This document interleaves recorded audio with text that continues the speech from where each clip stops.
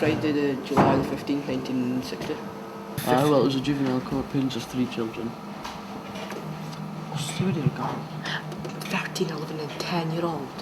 They've given him an injured eye. They had struck firemen on the eye and had to get taken to hospital with negligence. 25 quid each. Well, we got up to all sorts of things, you know.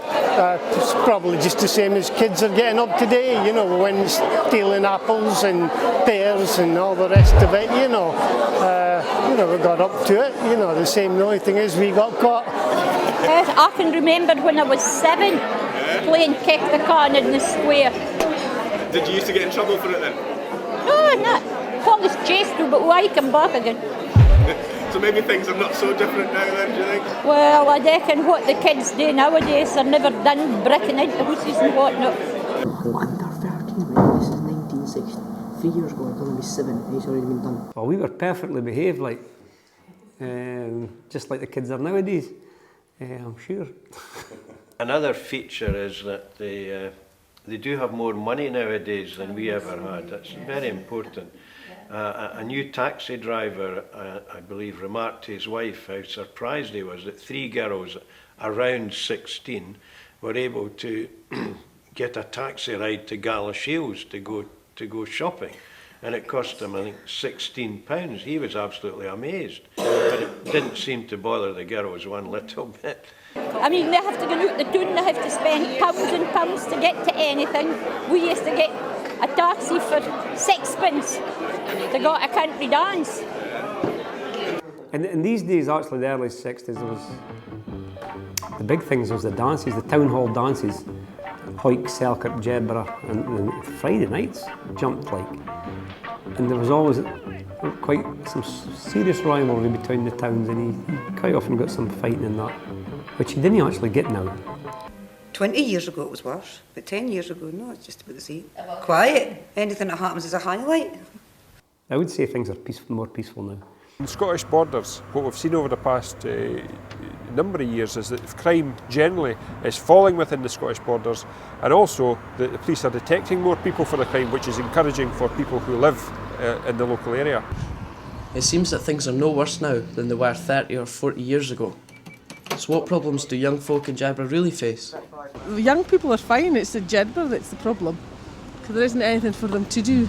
And there are so few jobs here as well. That I think that's another thing that will affect the children as they're growing up. You just walk through the high street, so many closed shops, and I think it must be very, very demoralising for anybody, particularly young people, as you were saying, with you wonder about future prospects, and there really needs to be a whole regeneration in this town for youth projects. Because there is a need for a youth project, there's no doubt about that. I think boredom is a real issue, and that is often used as an excuse sometimes for some of the behaviour that perhaps others don't like. But I've come around to thinking that perhaps there's something in that, there's an element of truth in that if there is a lack of opportunities and a lack of activities and new experiences, that boredom sets in and people are more likely to behave in a way that others find uncomfortable. If they had something to do that was interesting, I don't think half of them would be up the street getting drunk and doing stuff like that. I think they should never have made that bandstand and just made it out for us lot, because that bandstand hardly gets used, like once a year or so. It's not been used. And the square was fine, that's it. We need more facilities for young people. We need an area somewhere in the town where it can be dedicated to kids. Like maybe not even indoors, maybe outdoors, where they just have some space to run around, be loud, do what they want, and not have to worry that they're upsetting somebody or getting into bother.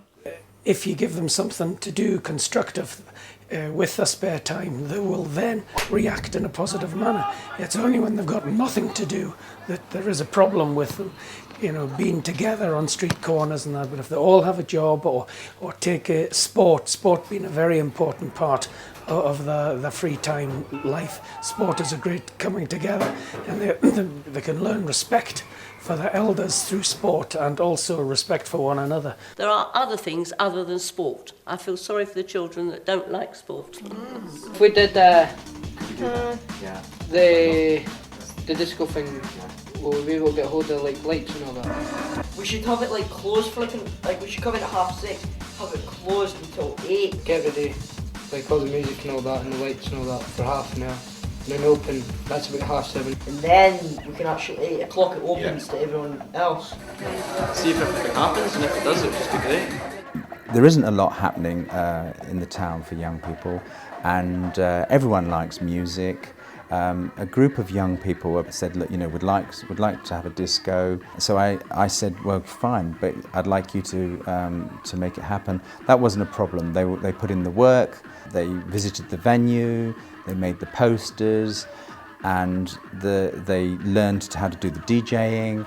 And in the end, they put on an incredibly successful night with no problems, and it was all about ownership. And I think that everyone made that night such a special night because it wasn't adults that were running it, it was peer-led. There's so many young people who have come forward and who just are keen to just make a difference and to shake this community up a bit and to do some good things. And I think that's where good youth work is at its best, is when, you know, you've got that enthusiasm. It's great just to watch, you know, like you want to take on the world, you want to change things. And there's a lot of them in Jed, would you believe? Which, given some of the criticism, you know, it's unfair, really. I think if you get an input for a youngster of what the youngsters want, you can then put something in place.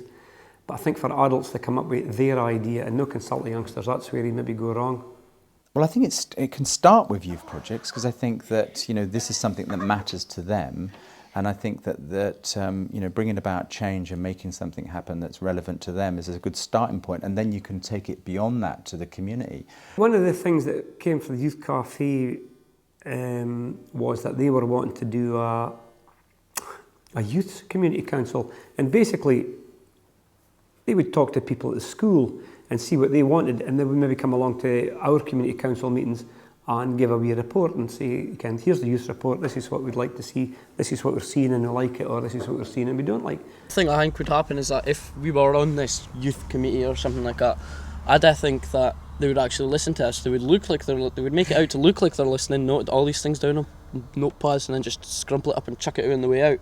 I do think that the town and some of the committee structures that exist in the town, say like the community council, I think they do need to make more of an effort to include young people in some of their discussions and some of the decisions that they make. I think they forget that there is young people in Jedburgh sometimes when they're spending their money. There's a divide, but I think it's more because they don't understand each other. It's not because they don't like each other. I think as older people, we'd like to be able to help younger people to grow up happily, really. That's what we'd like, because that's a healthy society. We've nearly come to the end of our journey. We stopped to reflect on what we've learned. This film's been good because it lets you see more outside the box, lets you see what other people think about you. Hard to forget when you see old people whinging, because you'll understand where their views are. You can actually see where they're coming from, like with their points of view, like us just hanging around in big groups. We aren't out on the streets to try and scare these old people, they just get scared by us just because of the way we act. It's not intentional or anything, but they just perceive it the wrong way. You see more older generation out in the streets actually enjoying themselves, not living in, like, being scared in that. It's their town as well. Just now it is young and old, it's not a community. It's just, that's them and this is us. Just because it's a little town means everything that happens, it's got to be a major issue. Our voices weren't being heard. There's two sides to every story. Sometimes old people scare young people and young people scare old people. So I don't think there's not much difference. So is it a case of mob rule in Jedburgh, or have the town's youth been misunderstood and misrepresented? Do we need to take a hard line, or do we need to provide new opportunities? Can we all stand back and look for others to blame, or do we all take some responsibility for making things better? Over to you.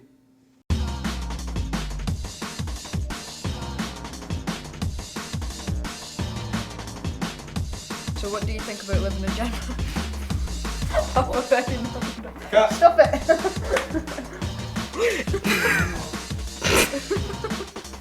Okay. Go on, ask Right. me. Just say it. So what do you think of it?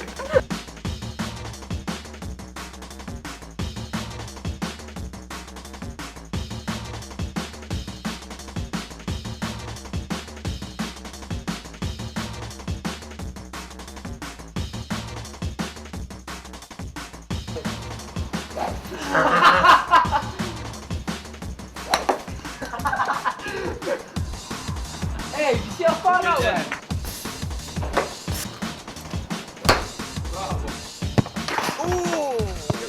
We're going filming them. Roll and action.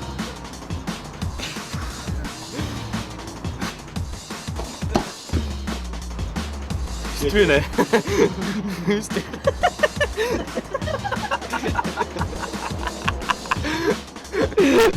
Why didn't you stand still mute? Well, I don't know, at night time in the cars. Vroom, vroom, vroom, vroom.